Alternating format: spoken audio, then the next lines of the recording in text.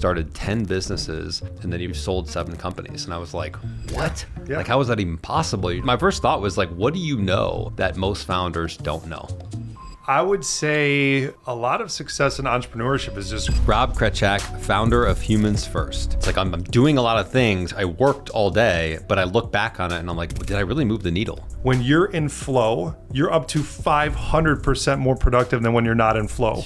And so that's why I like protect this time so critically and just really try to do my best to get into flow every day. So you've obviously had multiple businesses going at one time. Do you recommend that for most entrepreneurs? It's a really good question, Alex. And probably the most effective thing is to do a good job with your existing clients. Because if you do a really good job and you amaze them, they will refer people to you. And that is going to be probably your number one source of leads. I really want to make sure that I'm enjoying the journey and enjoying what I'm doing. And if I'm not enjoying that, then I want to do something else. So man, I'm really excited to talk with you today. I was doing like research on your background and stuff, and I saw, you've started 10 businesses and then you've had 7 sales. You've sold 7 companies. And I was like, what? Yeah. Like, how is that even possible? You look like a relatively younger person. So I'm like, what? Like, my first thought was like, what do you know that most founders don't know? Having sold 7 businesses and started 10, because that's pretty uncommon. Yeah. I would say a lot of success in entrepreneurship is just grinding it out and doing the things that other people aren't willing to do, and sometimes that, can I curse on you? Yeah, you're fine. Whatever you want. Sometimes that shit sucks. Like that's, but that's where you create value, is when you do things that other people aren't willing to do. That is why those things are difficult. And that's where you really can, outshine other people. Yeah. My wife and I have a, list of family values, and our number one family value is we do hard stuff. And that's not just for the business world. For me, that's also in our life. We want our son to understand that. We want to do difficult things because in the long run, those things are usually, very successful and also very challenging and rewarding at the same time. Yeah. I heard there's a saying, it's like, if you do the hard things, life becomes easy. If you do all the easy things only, life becomes very hard. Yeah. And I think it's like that common saying of like, pick your hard, choose your hard. Yeah. Like, you're going to go through challenges and struggle to some capacity. I'd rather do it on a journey that I'm excited about, something that I'm building and I'm passionate about, and it's bringing me fulfillment and happiness. Like, why would I not want to do that versus struggle in something that I hate? So, 7, 10 businesses, 7 sold. I think of them listening right now. We have a lot of founders, entrepreneurs listening. I'm just curious, maybe first of all, like, what kind of businesses were those? And then we'll get into some of the details and like how you think about business and that kind of stuff. But a general idea of what types of businesses, have you started and sold? Yeah. So, the first 3 businesses were Anytime Fitness Health Club. So that's the world's largest 24-hour co-ed fitness chain. Yeah, I used to go there years ago. Yeah. Great franchise. Really, really loved working with them. And I had 3 different clubs in 3 different states, one in Arkansas, one in Wisconsin, and one here in Illinois. And then I had 4 U-Break iFix cell phone repair stores. So those were all in the Milwaukee area. And that was also a franchise. And then I had 2 technology startups. And then I have my current consultancy, Humans First, doing fractional integrator work and fractional CFO work. So, I kind of joke that I have career ADD, although I do actually truly have ADHD, legitimately diagnosed. And I always share that with people because I actually think that ADHD, although a lot of people say it's a detriment, it actually is something that can really help you if you learn how to mitigate the weaknesses related to that and then amplify the strengths. And so, again, I joke that I have career ADD because I always, get involved with something, and then once I feel like I've mastered it, it almost becomes sort of boring. And so I move on to something else. And that's not to mean or say that I didn't like that thing, but I always want a new challenge. And so that's why I have a very, wide variety of interests, and my businesses are in a lot of really unrelated things. Fitness and then technology repair are literally about as opposite as they could be. Right. But I really like all those things. Wow. And you said, ADHD. What is that? How does that show up for you? Because I feel like I've met a lot of entrepreneurs and being one myself. It seems like we all kind of have a little bit of that, like, I need something to keep me going. Like, I want to take on something new. I want to grow. So I want to build something. And there's a time to do that. And then there's a time to obviously just like, hey, I need to focus right now. Like I can do that next thing tomorrow or the next week or whatever. But how does that kind of show up for your daily life? Yeah, well, one of the things that I think would be helpful to share with listeners is I didn't get diagnosed till I was 38 and I'm 42 right now. So, I went through all my schooling basically and I launched and operated almost all of those businesses, not having known that I had ADHD. So I actually wish that if I could go back and do it earlier, I wish I would have got diagnosed way sooner because it would have allowed me to, give myself some grace, right? And know that there's certain things that I do or things that I say or ways that I behave that are unavoidable because of ADHD. And it's not a negative. It actually is a positive. What's an example of some of the, like one or two of those? Yeah. So I'll kind of share a quick story. Yeah. So, I was operating my 4 self-owned repair stores remotely while I was living in Denver. And while the stores were in Milwaukee. And so I basically couldn't be at the businesses physically. So I had a completely open schedule. So I had read all the books, the productivity books like 4-Hour Workweek, blah, blah, blah, all these things. 4-Hour Workweek, yeah. And I was like, all right, I am such a productive human being, right? And I thought I was doing all these things that were really valuable. But at the end of the day, if I had to write down a list of the things that I accomplished that were meaningful, it was actually really short. And so I started asking myself, I said, well, what's going on here? I feel like I'm busy for 8 hours a day and I feel like I'm doing a lot of stuff, but it's actually not that valuable or not moving the needle. And so what I realized is, and this, again, this happens to a lot of people. With ADHD, you can kind of go down these rabbit holes. And sometimes the rabbit holes are like, helpful and interesting, but sometimes they like just piss away a ton of time. Right. And I found myself doing that so often that I realized that I had to take a step back and start to ask myself, like, well, what's going on here? How can I change my habits and my behaviors in order to truly move the needle on what's effective? And so it like forced me to completely revamp how I was operating my business and what I was focusing on and how I was doing stuff day to day. And so I ended up running hundreds of, we'll call them small experiments on myself in terms of productivity. And, now I've incorporated all of those habits into my day to day and I'm way more productive in focusing on the right things. And I also help other companies do that stuff. So I think that's a big one that you hit on, which is that a lot of entrepreneurs are busy, but not necessarily productive. Yeah. It's like I'm doing a lot of things. I worked all day, but I look back on it and I'm like, did I really move the needle? Like, what did I actually do? You're gonna say something. Go ahead. Yeah. Well, so I always there's 2 simple questions that you can ask yourself, and it literally could change your entire view on what you're doing. So here's the 2 questions, and I run through this with entrepreneurs all the time. The first question is, let's pretend this is more like comes from a hypothetical standpoint. So don't think about it quite literally, but let's just pretend that you only had 2 hours per week to work on your business. Not 2 hours a day, but 2 hours in the whole week, okay? And during those 2 hours, you can only do one activity, one task. You can't like break it up and say, I'm gonna do a bunch of different things. What one activity would you do during those 2 hours to produce the most value for your company?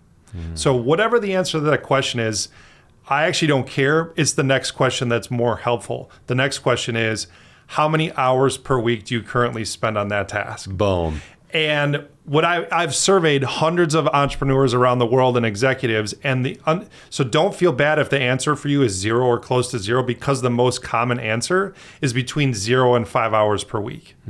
So the average person, what they're really doing is they're going into their job or they're working for their business and they're being reactive every day. They're reacting, they check their email or they check their Slack, and then they spend all this time triaging those things, when in reality, they should be spending the most time maximizing that activity and as the answer to question number 1. And so one of the things that I do is I help companies figure out how they can maximize their time doing that activity. And so think about it. If right now, let's say you spend 5 hours on that activity and I can help you get to 20, what does that do to the value of your company?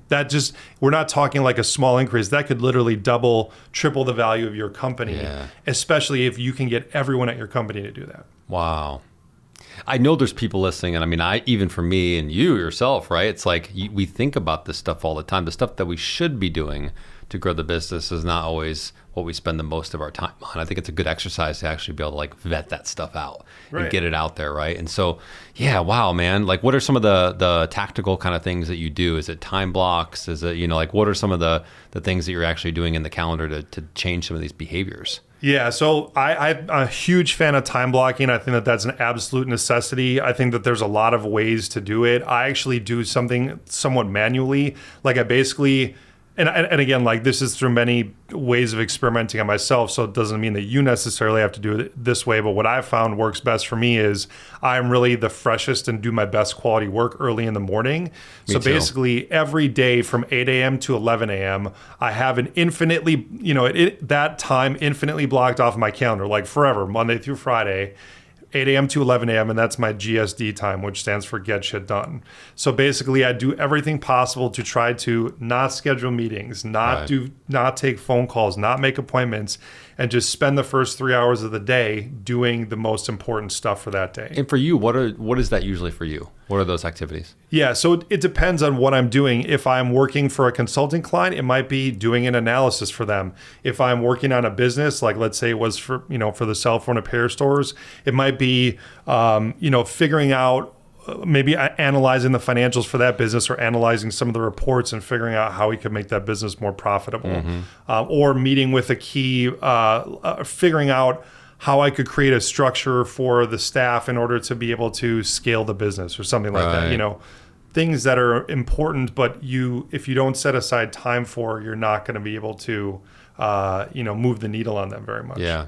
It almost feels like you could turn 5 working days into 10. Well, if you're like, you can manipulate time as an entrepreneur, and I think that's one of the most valuable things we could possibly do. Well, it's oh my God, that's so great that you just said that, Alex. Because here's actually the reason that I do this is there's some data behind what you just said. Here's the data, and again, I'm a finance guy. I love data and all the numbers. So when you get into a deep work state called flow, right, which is what we're eventually trying to get to by blocking off this 3 hours where you have no distractions. These researchers from Harvard did a study, and what they found is that when you're in flow, you're up to 500% more productive than when you're not in flow. So what that literally means, and I'm so glad you mentioned that, what that literally means is if you block off 2 hours per day and you're in flow, you can literally accomplish more in those 2 hours than an entire day without flow. Wow. And so that's why I protect this time so critically and just really try to do my best to get into flow every day. Does it happen every day? Absolutely not. It doesn't work like that. But even if I can get into flow 2 or 3 days a week and crush it for 3 hours, I literally can get more done in that time than an entire work week. Otherwise. Dang. So there's data behind this that shows. I figured there was. That what you said is true. Are there any things that you found helpful to be able to get into flow state? And how do you know if you're in a flow state to begin with? And don't worry, we're going to get to the business. I've got a lot of good business questions I want to ask you about selling and that kind of stuff. But this is just a good conversation because I think this is instantly valuable for people and applicable to them right away. Yeah. What is flow state? How do you get into it? Yeah, so flow state. So think about the last time that you were at your job or working for your company, and you just felt like everything was just going amazingly well. Like you were crushing it that day. All your meetings went really well. Everything was just flowing smoothly. It was running really smoothly. Like that state of mind, and maybe another thing that might accompany that is time just seemed to go by really quickly. Yes. Like it seemed like the time just evaporated in a good way, not in a bad way. I feel like I'm in flow a lot of the time. Believe it sounds really nerdy, but when I'm financial modeling, if I just put on some good EDM techno music, blah, blah, blah. I love it. And I'm just in the Excel, I'm like, oh my God, this is actually great. To me, it's like building the financial vision for a company. So anyway, the reason though that this is so important is, and again, let's go back to some data. When you're in flow and you're interrupted, right? And that could be by a phone call, email, whatever, your wife coming in and saying hello. it takes you 26 minutes to get back into flow. 26. So basically, every single time you get interrupted, it massively cuts down on your productivity. And so the whole idea behind this time blocking system for me is to block off 3 hours, get into flow, have no distractions, and just get a lot of work done. To directly answer your question, how do you do that? It's really about creating a structure to not have these distractions and but most importantly, giving yourself permission to know that you can check. You don't have to check your email or Slack every 3 hours or during that 3 hours, and everything's going to be okay. Yeah. Like, you really have to give yourself permission to do that. Yes. A zombie apocalypse will not break out if you don't check your email. Yes. It's so true, but it's an important thing because we do the reactive part, what you said earlier, is so key. We got these smartphones, which are awesome, but they're also like terrible at the same time because I find myself sometimes just like checking this app, email, social media, this. I'm like, what am I doing? I'm just looking for the next hit, the dopamine hit. You know what I mean? So, and a lot of, so what people say to me, because you were laughing earlier, like, well, your life isn't going to end if you don't check your email for 3 hours. But the thing is, a lot of people feel like that. They feel like they have to be basically chained to their email. And I've actually thought really deeply about this. And I think here's the reason why they can't get away from their email for 3 hours. Almost every company has not set out written standards of communication about how, when, and how much they communicate. So if that's not set ideally from the management or leadership of the company, then what happens is everyone is forced to guess how and when and how much to communicate. And when you guess, there's no clear standards. And so some people might be following some standard and other people might be following something different. All this guessing just creates a ton of stress for people, and it wastes a massive amount of time and duplicates efforts. So by simply having a document that's communicated from management that determines how and when and how much the company as a whole communicates, it dramatically changes everything about how the company operates. Because now, instead of you thinking that you have to check your email once every 20 minutes, you get to take 2 hours and be in flow, and because your CEO told you that that's okay, it's not a big deal. That's such a good point. That makes sense. No, it totally does, because people just feel obligated to kind of look at something and be like, oh, if it's been a couple hours and I haven't responded, they might think I'm not working, I'm not, whatever. And it's mostly it's just in our head. Yep. But if you don't communicate that as the leadership team, it's like they're not going to know. Right. It makes me think about my team. We should probably maybe communicate that a little better. But so and one thing, by the way, you said this about your team. I'm happy to share with you, and of course, share it with all the listeners. There's a template that I have that is, basically, you just use a template. It's very simple. It's 2 pages. It's not complicated. And I'll just give you the template, and you can adapt it for your team. There's instructions on it. Cool. But I share all these things with people as an open source, content essentially, because I know that they're helpful tools, and they're not very complicated, and they really make a big difference. So if I can share the tools with you and your listeners, and they can find some value, I'm more than happy to do that. You can include a link in the show notes or whatever. Yes, we will. I was just going to say, we'll definitely link it up in the show notes for sure, along with website and all the other stuff, because I think if you're listening now, you probably would want to snatch that up. I find I'm kind of like you. I'm a morning person. So for me, I get up, I try to get good sleep every night, go to bed decently early, and then I wake up around 5:30, 5:45. Nice, you're early riser. And then I kind of like by, 5:50, 6 o'clock, I've been trying now to read a few pages of a book before I jump on the digital devices. Love that. That's kind of a little helpful. So good. But that's a recent thing. But then I'll just jump into work, and then from 6 to 7, house is kind of quiet. No one's really up. I'm not really going through emails because I feel like no one's really busy anyways. Yep. And I just kind of hop in that flow state, and I'll knock on, whether it's sales stuff, whether it's working on content, whatever it is. Nice. It feels nice. It feels really nice. And then there's certain parts of the day, like 2 or 3 o'clock, where if I'm not careful, it's like 2 hours go by and I'm like, what did I really do? Like, besides to respond to a few emails and do this and do that and respond to comments or whatever, but it's like, is that really what I should be spending my time on? So yeah, it's interesting, man. Going back to the businesses. What are, and you could share obviously what you want or what you don't want to hear, but the sales of the company, are we talking like bigger, like how much were maybe some of the bigger exits, if you're comfortable saying 6-figure, 7-figure? Did you sell any businesses that you wish you wouldn't have sold, or like what was that process like? Yeah. So, exits for the company, I will just say they were under 7 figures, but I'll leave it at that for, each individual company. Yes. But you sold 7 of them, so it's like it adds up. yeah. I mean, you can kind of do the math on some of that. Yeah. But honestly, what's interesting is one time I calculated. Now, it wasn't a fair comparison. But I calculated for my best performing health club how much time I was spending and how much profit I was making off that club. And then I compared that to how much time I was spending and how much profit I was making on all 4 of the cell phone repair stores combined. So again, not a fair comparison because I was cherry picking my best unit of one and comparing it to the average of all those. But basically, I calculated that I was spending 20 times more time to earn the same amount of money in the cell phone repair stores as I was for the health clubs. And that's why you sold it? Yeah. I mean, it makes sense. I mean, yeah. And I still think about that and get sick to my stomach a little bit. But, it was a good reminder that a lot of things in business really are the 80-20 or the 90-10 or 95-5, whatever, however you want to word it. But you really have to be asking yourself, what is the 80%? What 80% of the results come from 20% of my effort? And then when you're sure that you've identified that, then you double down or triple down on that.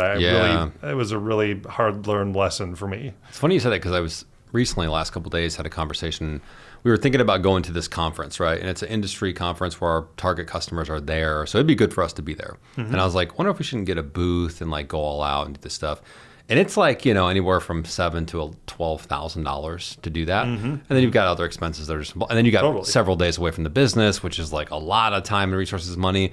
So I was thinking about it, and then I was kind of like what you're just talking about, making the decision of is it worth it? Where am I spending my time and money and resources? And then I was like, well, if we put 8 to 10, whatever thousand into LinkedIn ads, because I have a good brand there. Mm-hmm. And I spent those 2 or 3 days that I would have been at the conference just messaging ideal clients, leveraging the brand and the content that we're doing.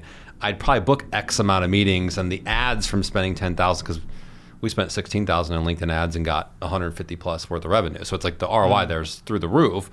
If we just spent that money there, is that you know what I mean? I started planning it out. I was like, maybe it doesn't make sense to get a booth at this conference. Now I do see the other side where it's you're in person, you're building relationships. I actually think both is probably the answer potentially.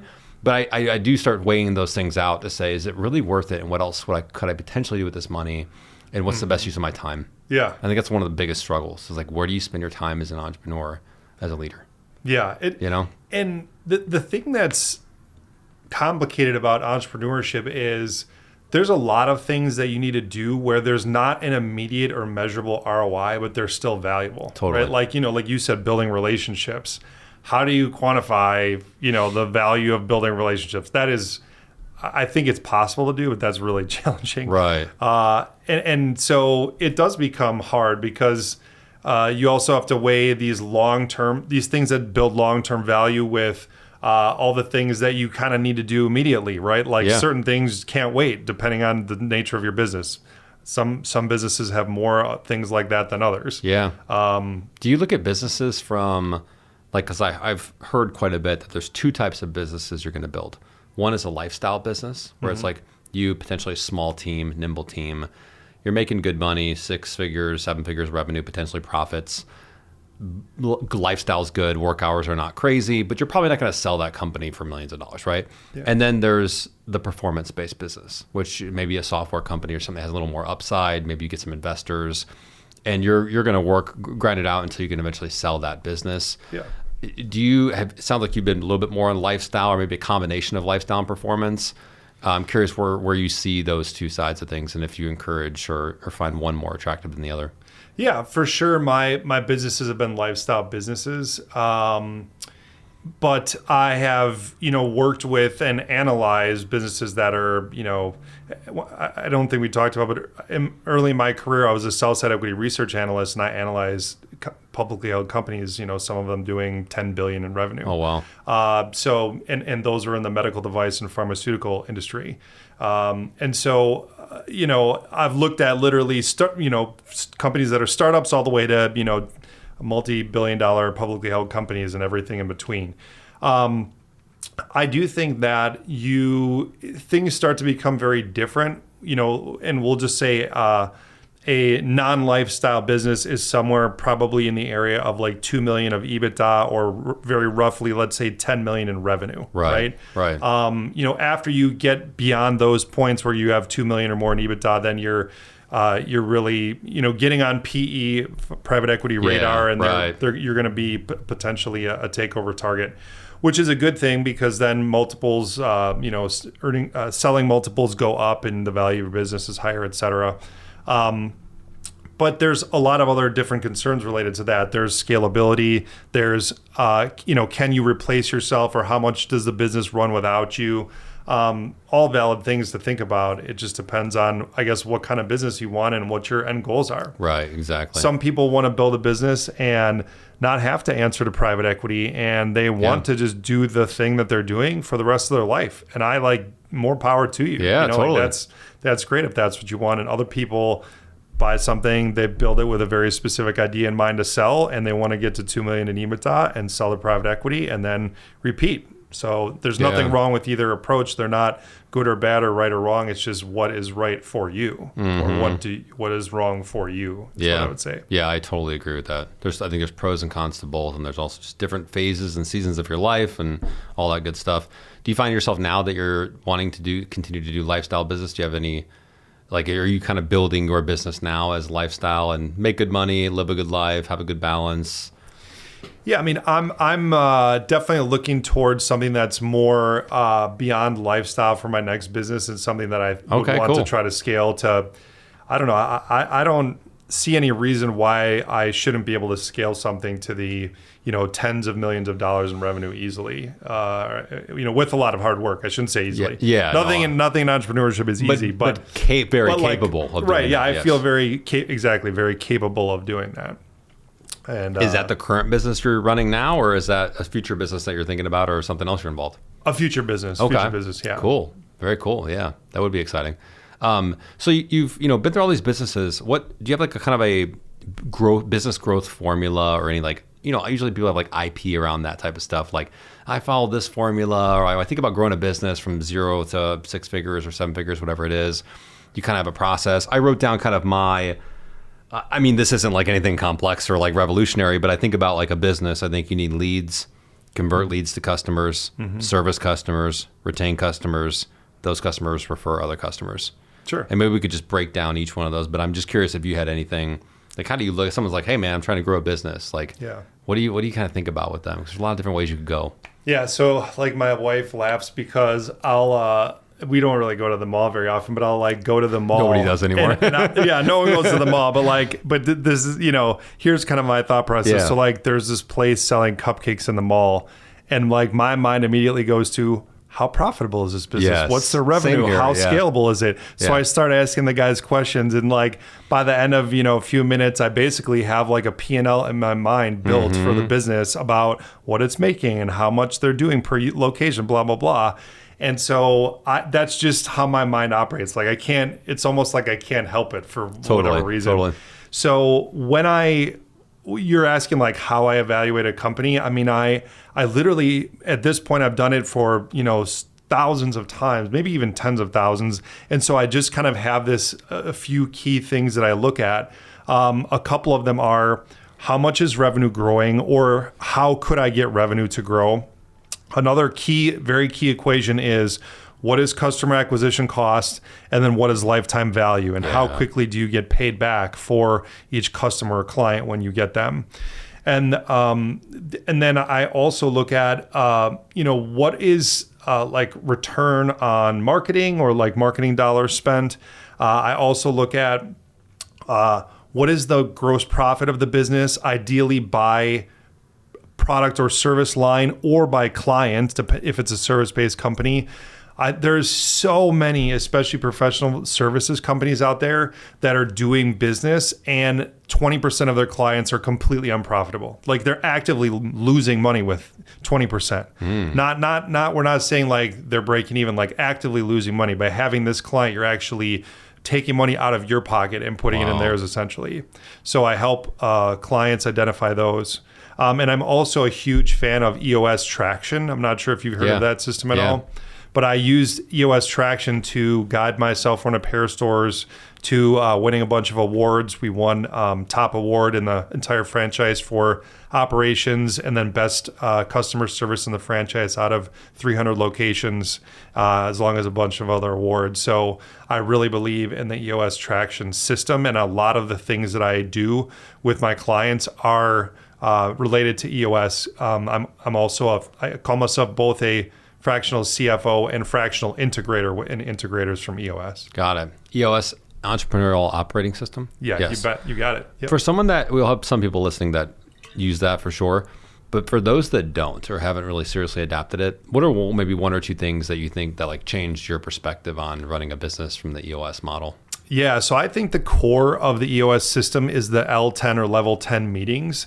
And it's basically a framework for how you can use a weekly meeting with your staff and have a scorecard related to important KPIs that person has to focus on every week.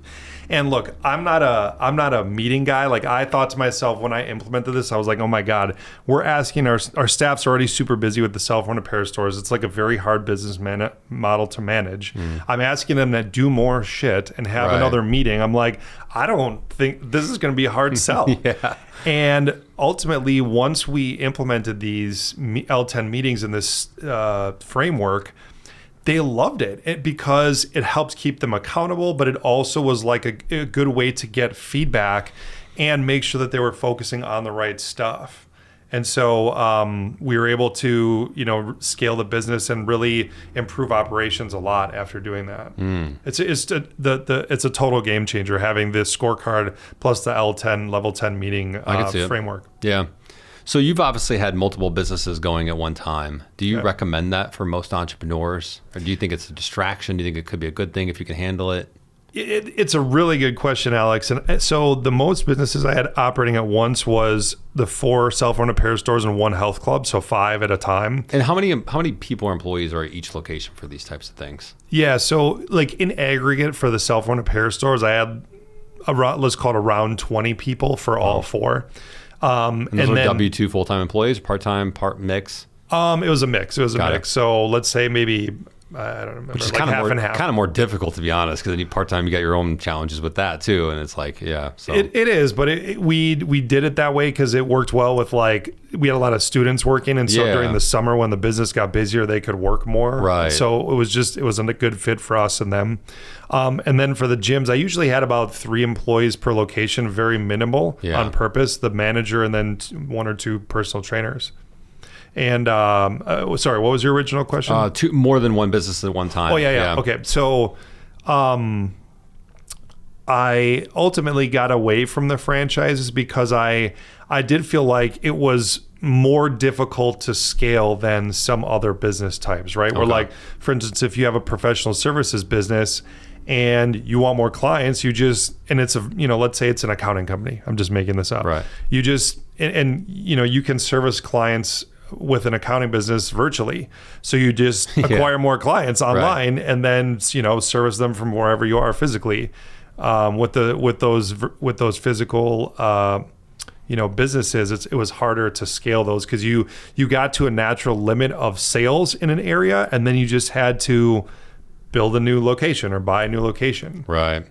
Going back to the kind of the 5-part framework I was sharing: leads, convert leads to customers, service customers, retain customers, those customers refer more customers. Yeah. On the leads part, what have you found most effective with generating leads? And maybe for professional services, because I think most people are going to be like B2B, not necessarily, probably like owning a gym is probably not going to be the listener. It could be, right? But more probably professional services. Yeah. What have you found most effective in the last couple of years for just generating new leads?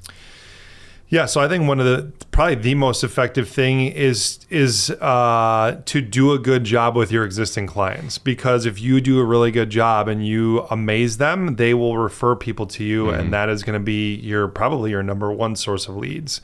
So ironically, not doing, focusing on your existing client base will get you the most new clients.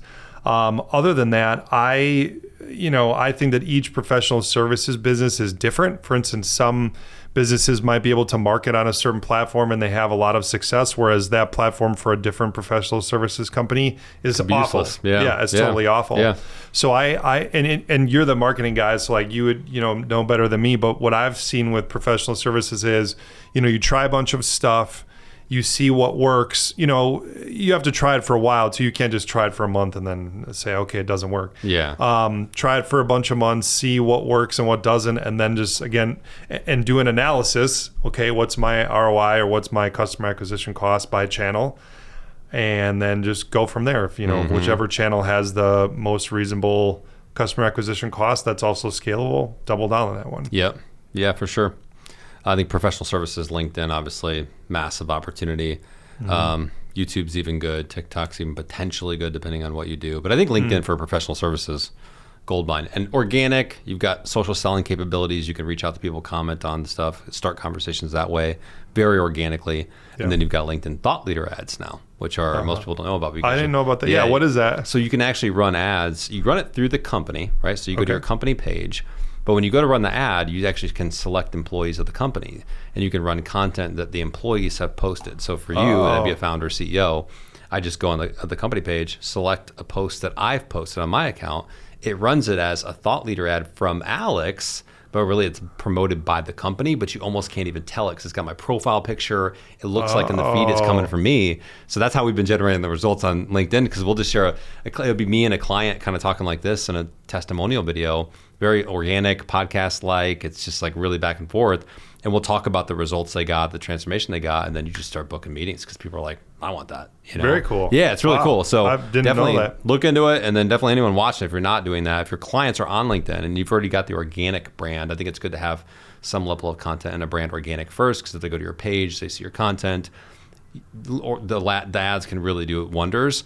What it also does, it just brings more of those ideal customers in your ecosystem. So now when you post organically, those people are now, because of LinkedIn's a social graph, it'll start to actually show more of those people organically. And they'll start to pop up in your feed. And so it's like, you just get a lot of byproduct type things that happen, other than just like they click a link, book a call. It's that, but then it's also new connections, there's new likes, there's people in your feed now that weren't there before, and it's all your target demographic because you've programmed the audience to only show content to those people. It's a game changer, man. Very cool. Yeah, it's really cool. Wow. So two of the most challenging aspects of, I think, from a B2B standpoint, growing a business, whether you're 6, 7 figures, even maybe 8 figures, one, increasing total headcount. Although content and LinkedIn and that kind of stuff really helps there. But retention is also key as well, right? So it's not like increasing total headcount is, yes, winning new customers, but also keeping the ones that you have and keeping them happy, retaining them. And the other one is just removing, and I think about our business too, removing yourself from the business, like the client service side, without it becoming a landslide and just going to hell. What are your? I want to dive into both of these because I feel like they're really relevant. And whichever one you want to tackle first, increasing total headcount or removing yourself from the business as the founder, which one do you feel more excited to talk about? Yeah, let's talk about the second one. Okay. Removing yourself as a founder. Yeah. I'm smiling and laughing because I think that this is really, really challenging for almost all entrepreneurs. And I get why. I was there myself. But I think most people don't remove themselves or can't remove themselves for a couple different reasons.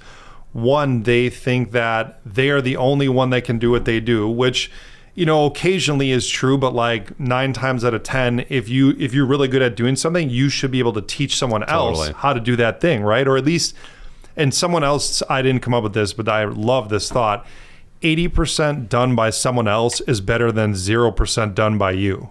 And that helped me think about, I was like, when I heard that, I was like, oh, yes, that's so true, because you can't do everything. You don't have 50 hours in a day, right? And so if you're trying to do everything, there are certain things that you're not doing. You're just not doing because you don't have time. You're not going to grow the business that much either, because it's all bottlenecked through you, especially in professional services, good luck scaling that thing. So if you can just be good with someone else doing what you do at 80% of what you do, that's still a huge win, at least in my book, right? I'm going to stop real quick on there. Yeah. I agree with that. I think the challenge is so we can do, and I'm thinking our business, but even other clients that I know and friends that I know, it's like you can create the SOPs, you can coach, you can teach, you can role play, which we do all of that stuff, right? And they do, I think 80% sounds right. Like they're pretty freaking good. Like we've got a girl, Callista, who works for us. She's one of our content coaches, strategists. She's amazing, right? She's really, really good. Mm-hmm. The challenging in those roles, the challenging part is I've been doing this for 6 years. And so it's like she can get through SOPs, coaching frameworks, that kind of stuff, calls, does a great job on. But then there happens to be those scenarios where it's like, if you hadn't like understood how LinkedIn's changed over the last 5 years, you know what I mean? Or like you haven't actually done the thing. And so it's like almost just, it's not her fault. It's just an experience gap. It's like she can't go back and recall, yep, 2 years ago I worked with a company, exact same thing. Let me show how it plays out. Hey, definitely avoid this and definitely go towards here because I've seen this happen 20,000 times. Yeah. How do you kind of, aside from just experience, right? Like I think that's the main thing, like the off the top of your head, being able to solve problems like that. Yeah, so I've thought about this a lot, especially as it relates to AI and how it's going to change how the future of our country works and learns. I want to talk about that next. Yeah, yes. But here's the thing is like, you know, when you do something and you fuck up, like you'll remember that probably forever because you directly did it. Whereas, for instance, if you told me don't do this thing and I don't make the mistake myself, it's like you telling me or someone else telling me isn't going to resonate in my brain in the same way as me making the mistake myself. So to answer your question, I don't think that there's a way that you prevent that person from making the mistake. They just have to make the mistake. Cool. And I think that's where I'm at. I'm like, she's awesome, but I'm just at the point where I'm like, the only way I see to take this thing to the next level is I got to let her fail a little. And she's not going to fail a little bit, right? She's not going to like botch the whole client thing. Right. Obviously, I wouldn't let her that happen to her. But does she get something wrong that it's like, oh, we could have got that? Yeah, I think that's part of the growth, right? It's like you got to let them fail a little bit. A little bit. Yeah, a little bit, right? Yeah. And the thing is, if you... like you keep saying a little bit. Then what I was going to say is, you know, and if, you know, you've done a great job building your brand and your company, right? And with that good reputation, your clients will tolerate a few mistakes here or there because of that goodwill that you've built up with them, you know? And so... And so my approach has been let the employees make the mistakes and then just apologize profusely and then go above and beyond to make it right. Yeah. And sometimes that even results in a better scenario. Like a quick story. Yeah. I had someone come into my cell phone repair store. We repaired their phone. It was, you know, an expensive iPhone. We made a mistake, right? Like we bricked their phone. Like we completely destroyed it and it didn't work at all. And so, you know, that's a horrible situation. Which for a modern human is like you literally just like killed somebody in the life. Like, I mean, you know, so imagine like this, the scenario is the person came in to get their phone that was repaired or they thought was repaired. And I had to tell them that it wasn't working. So I go to the front of the store and I'm like, look, you know, I'm so sorry. Here's what happened. And I explained to it. I'm like, our technician made this mistake. You know, we shouldn't, this of course should not have been the way that this went. And so we offered to, you know, bring their phone to the Apple store, get them a new device and put a temper glass on it for free and a new case and a bunch of other things and like hand deliver it to their house and do everything we could to make it right.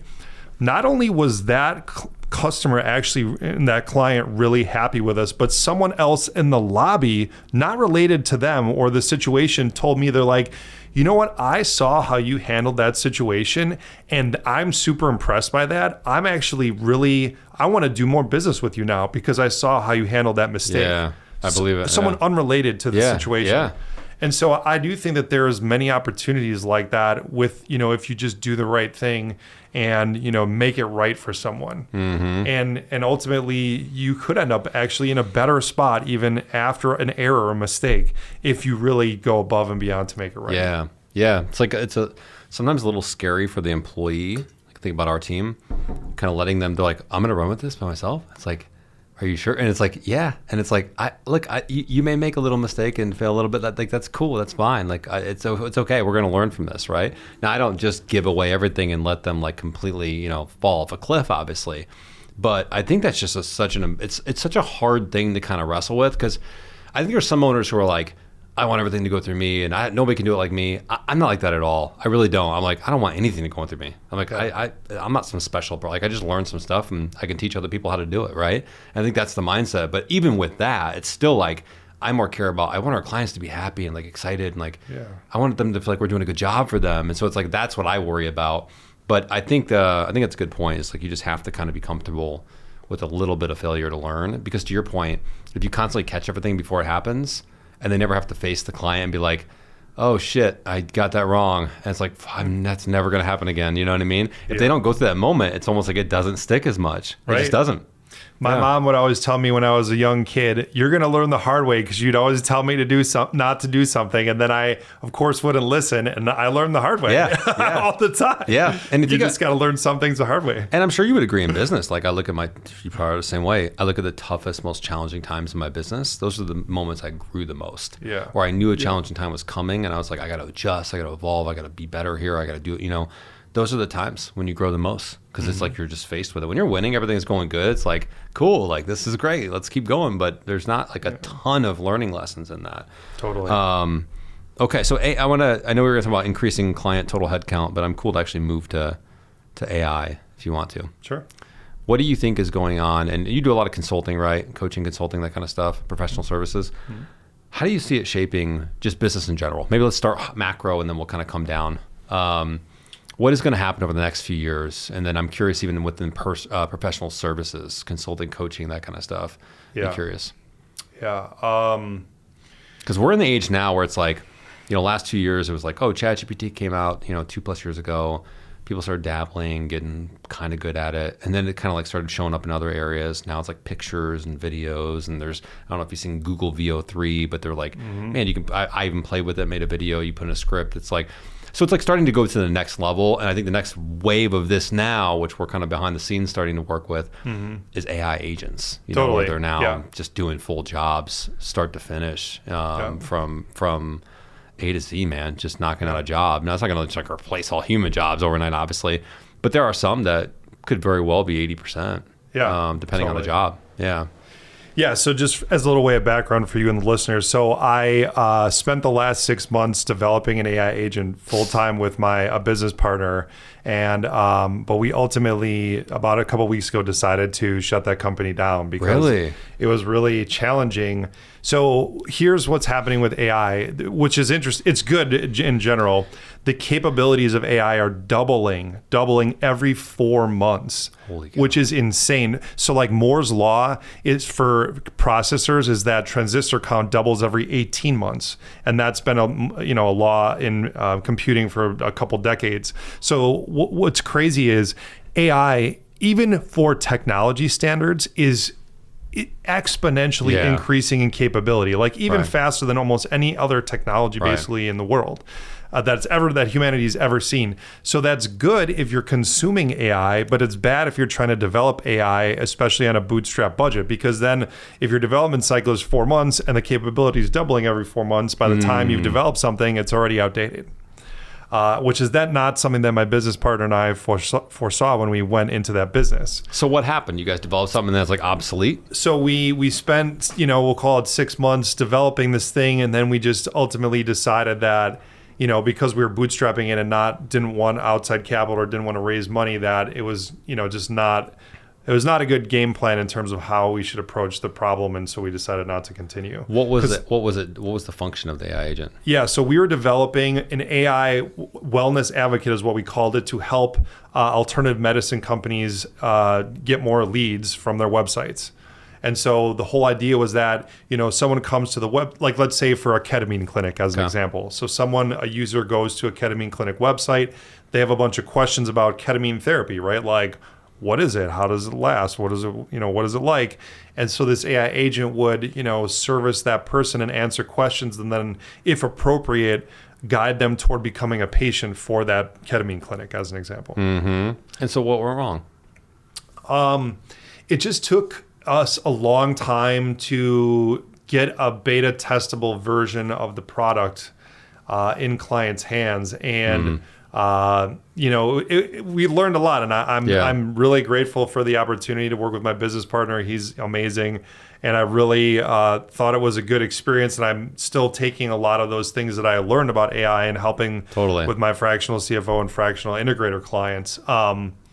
But yeah, just, now I understand why so many AI firms have raised so much money. Of course they're playing into the hype, but it's also because they just need a lot of resources in order to be able to develop something quickly. Well, that's interesting because I think people think like, oh, just like Jim's actually asked me the other day. He's like, why doesn't a company just like build their own AI agents? And I was like, well, like we're like kind of looking into a lot of different options right now. Yeah. And it's not as easy as it sounds, right? Just like go build an AI agent. I mean, maybe to get like your foot in the door, but then to like, to your point, keep up, make it sustainable, make it valuable to the marketplace. Right. Is there a lot more to it than people think? Yeah, for sure. I mean, that's what's interesting. And again, this is changing so quickly. So what we talk about today literally could be outdated in a couple months, right? Right. So you just release this and like, oh, it's not even. Yeah. So, but the thing is, I think where we're at now with AI agents is, so here's my 50,000 foot view of what's happening. The tech industry in general always sells the vision and then they have a hard time executing, right? Just in general. Yeah. And this is not a criticism. It's just it's an observation, let's say. So for instance, let's think about 3D TVs, 5, 6, 7 years ago, everyone was like, oh, or the metaverse too is one where it's like, exactly. We're all going to be in the metaverse. It's like no one's in the metaverse. Exactly. So, I mean, just pick your major technology from any time in the last 20 years. And basically there's tons of hype. And then, once you get beyond the hype, there's reality sets in, and then you have to figure out, okay, well, what is reality? And like, what does that look like? Right. Where I think we are today is these, AI companies are hyping all these capabilities that agents can do. But I've tested out a lot of different use cases, like marketing use cases, operation use cases, finance use cases. And in my opinion, right, they vastly fall short of what the marketing will tell you that they do for these companies. And again, what I think is happening now is AI is good at certain very specific tasks, right, for specific roles or specific positions. But eventually what I think is AI will get much better at doing much more or many more of the tasks for more positions over the coming, let's say, 3 to 5 years. The speed at which that happens is still somewhat undetermined. But I think that we're at, like, we'll say task replacement today. Yeah. I think we'll be at like full role replacement depending on different types of roles within like the next, let's say 2 to 4 years. I think so too. I think it's not going to be tomorrow. Yeah, I think it usually does take a little bit longer than people think. You start to see it coming now and working on it, and like there's maybe certain roles that have sections of it. Maybe there's even certain like low-level roles where you've kind of replaced it. Yeah. But you see all these posts on LinkedIn where people are like, I replaced 20-person team with AI agents. Like, no, you didn't. Like, no, you didn't. Like, you did not replace 20 humans at this current time and place by yourself building out 20 AI agents. You didn't have 20 people, let's be honest. Right. And even if you had 20 people, like, I just don't see that at this point in stage, not being a multi-billion-dollar like tech firm or something. Right. Exactly. I don't think it. That's not 20 legitimate employees. There's no way. You didn't replace 20 employees. You did not. Yeah. No, yeah. But what to answer your question a little bit, like, well, where is this going with professional services companies? Yeah. What I see happening is, and again, I think the rate of replacement will be different depending on what type of professional services, but. Sure. I think that, eventually all people who work in professional services are going to be managers of all these AI agents that are doing a bunch of stuff for them. Mm-hmm. And I think, here's an example. Let's pretend, again, I don't think this is going to happen today, but let's pretend I can employ a bunch of AI agents and they make the employees 50% more productive, right? So as a business owner, I have a choice. I can either continue to employ all of those employees and have them do 50% more work potentially, or fire 50% of the employees and then have the remaining 50% do all the work that I have now, or somewhere in the middle, right? So somewhere between firing 50% of the people and firing no one. Right.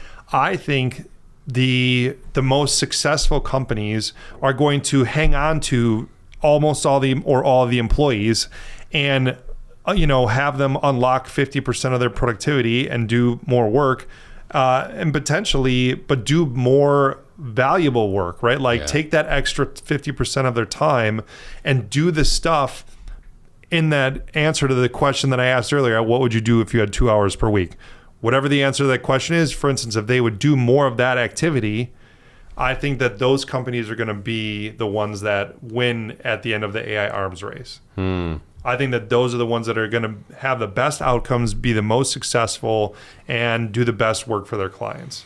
What do you think about like a business coach? Like, how does it change? Because I think about like, guides, frameworks, building out SOPs, strategies. You have to know how to use the AI really well to do it good. Yeah. But I think like a lot of times you can build out things now that you couldn't have done 2 or 3 years ago. For sure. So it's like if you got some like cheap ebook guide that's like not super valuable or in depth or has like real stuff behind it. Yeah. Like a customer is like, I'm not gonna give you my email name for that. I can just go ChatGPT. Well, how do you build out this and this? Like, how do you build a strategy for LinkedIn, right? But then there's the nuance of like having done it and been in the weeds and their specific business and what they should be doing and how they craft a story around it and who they hire and develop and how they coach those people to do that stuff. Yep. That's where I think a lot of the value is. Yeah. So I think it goes back to what we were talking about earlier, how, certain things you just have to learn yourself or experience yourself. And, even if I can get, so what's interesting about AI is it's making high quality information free. Right. Which is good, which is a good thing. Right. But that doesn't mean but if I have, let's say, we kind of already have that though, to be honest, with Google, YouTube, like you can actually find most things. Sure. I think it feeds it to you quicker. Yes. But I think I agree with where you're going with this. But here's my thought about that. So let's say I have 100 encyclopedias sitting next to me and like these 100 encyclopedias contain the most valuable business information in the world, right? Well, even if I know that it's good information, but it's still, I still need to know what to do with the information, how to execute on it, and how to put it into work, right? Like I can't. Which you could technically tell ChatGPT, give me the execution plan. How do I put this into work? What's day 1, day 2, day 3? What are my KPIs? But I agree with where you're going with this though. I know where you're going. Yeah. But you totally agree, right? Yes. You can totally do exactly what you just said, for sure. But that doesn't, tell you, okay, like tomorrow morning when you wake up, after you wake up, what should you do? What's the first thing you should do? Yeah.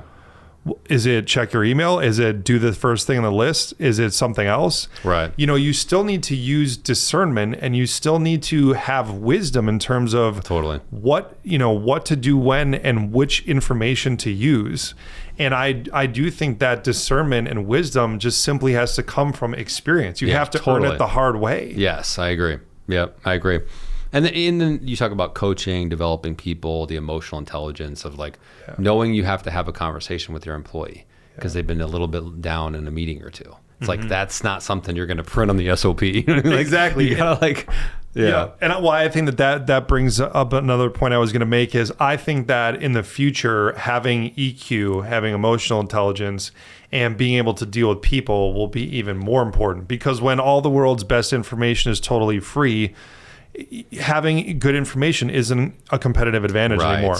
But I think dealing with people and being good at that will always be a competitive advantage. Totally. And are there going to be some AIs that deal with people? Yeah, absolutely. Like there's already tons of people who are using ChatGPT as their therapist or whatever, and I don't think that's bad.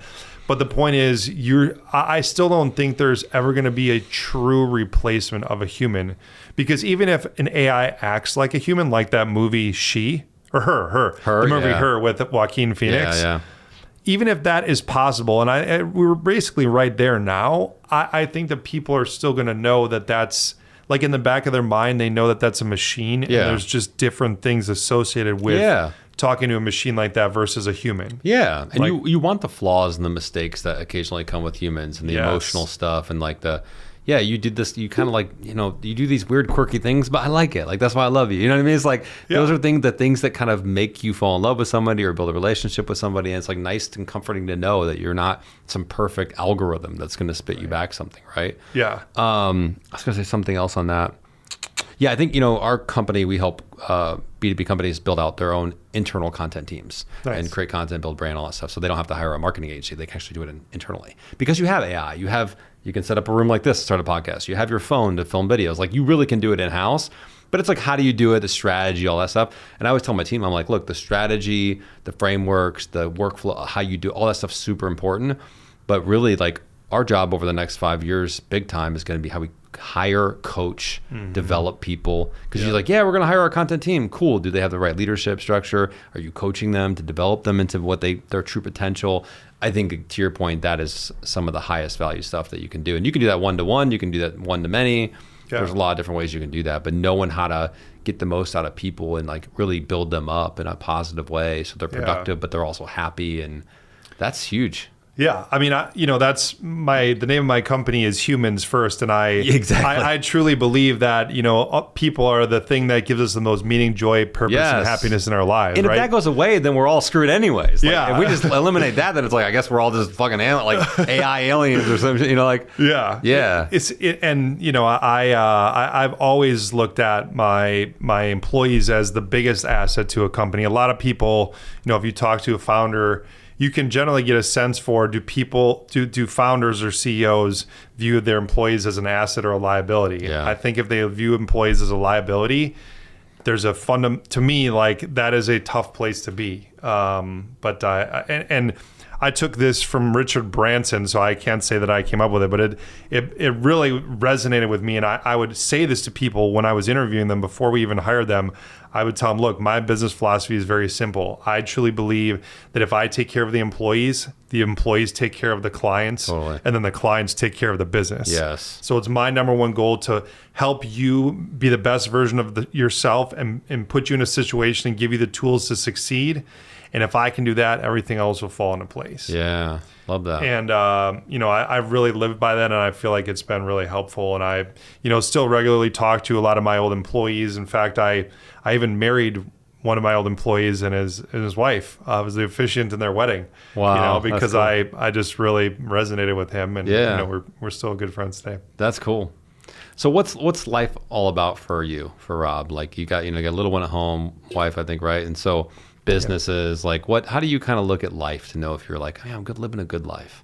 Yeah, it's a really good question, man. And I think about it a lot.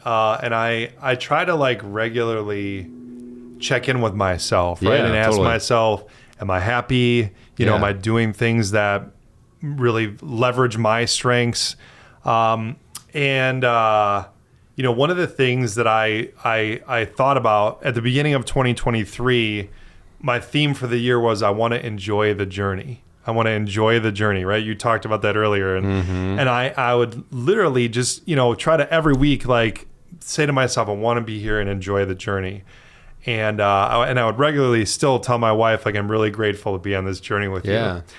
And, that to me is, and this is you asked a simple question, but I'm going to take a step back. No, it's not a simple answer though. Yeah. I've thought a lot about what is the purpose of life, right? Totally. What is what are we doing here on this planet? And I maybe I look at it too utilitarian but honestly, I think humans are just really smart animals, which is a good thing, right? I agree. But think about an animal, right? Like a cat. What is a cat's purpose in life? A cat's purpose in life is just to enjoy where it's at, right? And just live in the moment. Really survive, if you think about it. Exactly. Survive and reproduce. Exactly. That on our most basic level, we survive and reproduce. So if we're here to... where does that even come from, though? That's a whole other conversation, but how do they know to do that? And why does that even matter to them? You know what I mean? But totally. Yeah. I totally agree with that, Alex, for sure. I've come to the same conclusion. On our most basic level, that's what we're here to do, is survive and reproduce. But what that really tells me then is we're not here for any specific purpose. Totally. Right? That's sort of what I believe. And so to me, I'm choosing for my purpose to be to enjoy the journey, right? Because if I'm not here for a specific purpose other than to enjoy the journey, what am I doing, right? So I really want to make sure that I'm enjoying the journey and enjoying what I'm doing. And if I'm not enjoying that, then I want to do something else. Well, dang, I've enjoyed this conversation, man. This has been amazing. I appreciate you being on. Where can people find you, get in touch with you, potentially work with you? I know we're going to link up some of the stuff in the show notes, but... Yeah, for sure. So you can, if you need to reach me by email, my email is rob@humansfirst.us.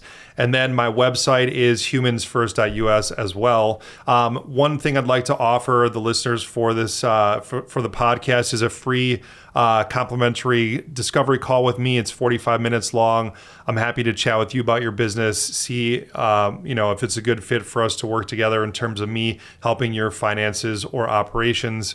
Again, I'm a fractional CFO and a fractional EOS integrator, so happy to chat with you about either one of those capacities. And really grateful to be on here with you today, Alex. Really appreciate the time and the insight, and I really enjoyed the conversation as well. And it seems like we're very aligned on a lot of how we think about business, which is really cool because you don't always find a lot of people that are aligned with what you think. So grateful for the opportunity to chat. Appreciate you being here. And Thanks, brother. I'm grateful to be on this journey with you today. Yes, me too. Me too. Thank you. Appreciate it.